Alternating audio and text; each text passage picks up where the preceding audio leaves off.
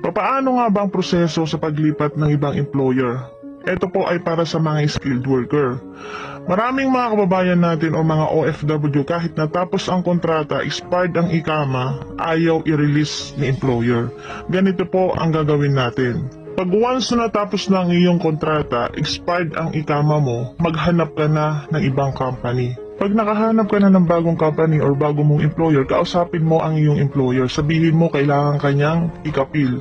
Palitan yung sponsorship mo, ilipat sa kanya para wala nang access yung dati mong employer. Paalala ko lamang po sa mga kababayan natin na gustong lumipat sa ibang company, kailangan po ito ay sikretong gawin. Huwag pong sabihin kahit kanino kasi pag nalaman ng inyong employer, pwede po kayong ihorob. Hanggat hindi po napapalitan ng sponsorship, pwede po kayong ihorob ng dati nyong employer. Kaya huwag pong sabihin kahit kanino, kahit kapwa nyo po Pilipino, huwag nyo sabihin na kayo po ay lilipat ng ibang company. Pagkatapos po